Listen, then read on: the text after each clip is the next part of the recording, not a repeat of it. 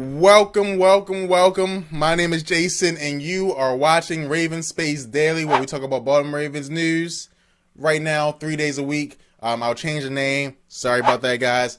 But anyway, here we talk about Baltimore Ravens news. So let's get into it. I'm super excited. Please subscribe to the Ravens Space on YouTube for the best Baltimore Ravens content on the internet. Also, please comment and talk below about the topics. Join this community of Ravens fans because you guys are great in the comments below. So please go in, talk it up, and have a good old time. Now let's hop right into the topics for today. And first, we're going to talk about a potential trade for Jarvis Landry, which happened in the past, of course, because you know Landry is a free agent now. We're going to talk about the Ravens' upcoming free agents, and we're going to talk about the Ravens potentially drafting another Alabama defensive player. But we're going to also talk about my favorite segments of the show, the mailbag and the comment of the day. And you guys can get involved by putting your question in the comment section below. Now let's hop in to the first topic of the day. There's a report from the Baltimore Sun that states that the Ravens tried to trade for Jarvis Landry in 2017. This is exciting for me because it shows that the Ravens knew last year that they had a problem, specifically over the middle of the field, where we could not get anyone to make a real contribution except for Ben Watson. I'm so excited to hear about this. I wish it would have happened and actually, you know, came to fruition, but that's not what happened. Now there are some discrepancies I have to mention and let you guys know. Here, pursue the trade could just mean picking up the phone and saying, hey, how much you want for Jarvis? And they say 7 picks, and then the Ravens say sorry, right? That's technically, you know, trying to trade for him. And that's what it says in the article as well. So they don't know the extent, but there was interest on the Ravens end. Again, everyone knew that Jarvis Landry and the Dolphins weren't going to make it past this year. And this, again, is exciting because it shows that the Ravens may actually go for this kid.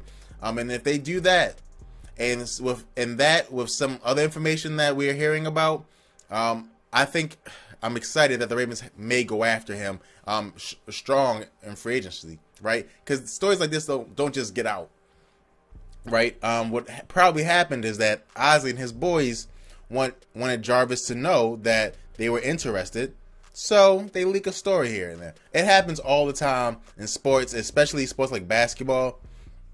We just saw a big bombshell article come from the Patriots, and that's just based completely off of leaks, right? So that's what I think happened. The Ravens had some part to play in this information getting out.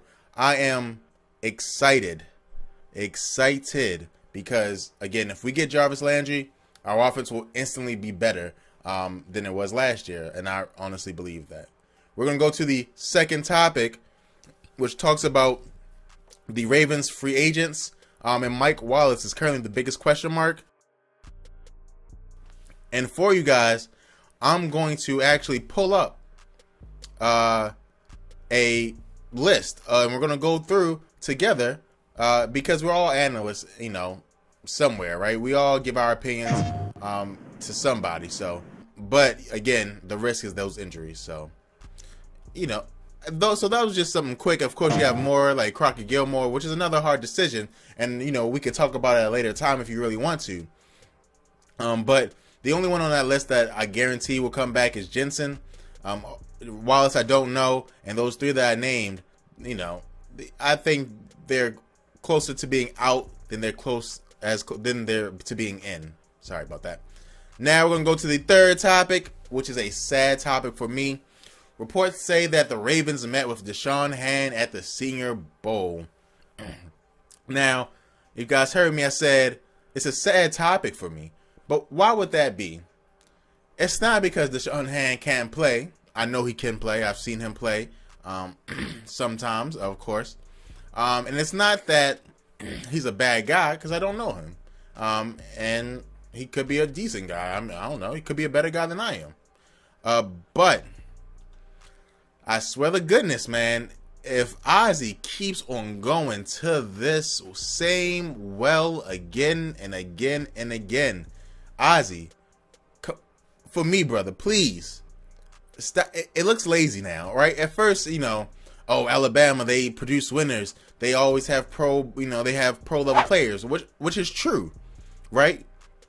But basically, when analysts just look at the team and say, you know, Alabama, come on now. It was literally, if you watch ESPN's coverage of the draft, it was literally a joke how many times, you know, they joked that, oh, he goes to Alabama, so you know Oz is going to pick him. Like, they literally were joking about that.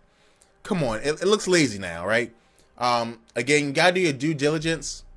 But, you know, how come I can't get there's plenty of great athletes at other schools. What go to Georgia? They have some great athletes there too. So, and also, God darn it, Ozzy, if you draft with this first pick a defensive player, I need Eric DeCoste in then. Okay, I will write a note to Steve Bisciotti saying, I love Ozzy, but you gotta give Eric a chance, because if we take another Alabama defensive player with the first pick, I don't know what I'm gonna do. So that's what it is. Let me know how you guys feel in the comments below about it. I think right now, of course, I think he's one of the best GMs in the league, but it's starting to look lazy right now. And I would, you know, he's one of the greatest. Of course, he's not being lazy, but I'm not feeling too good about that. So now we're gonna go to the mailbag question of the day, sponsored by our patrons and the Raven Space Patreon. Please check it out. It's a way that you guys can help support us, independent media. And again, make sure these shows keep on going. Now, this question comes from Luke Sumner, and his question is, should we trade up and get Ridley in the draft? Thank you so much for your question. Guys, also, please leave some more questions back. It was a light question day, so leave some questions in the comments below. But I say yes. If this is the middle ground, getting a receiver from Alabama, I'll take it. You gotta get, if you really think this guy is the next Julio Jones or the next Amari Cooper, you have to do whatever you have to do to get him. I don't care what you have to do. You gotta go get him. And you know, right now I see him going, you know, a couple of spots ahead of the Ravens, and even some I see him going behind. So if in the Chicago Bears is the big one at number 9, I think they're at. So if you have to trade up to get to number 8, it's gonna be expensive.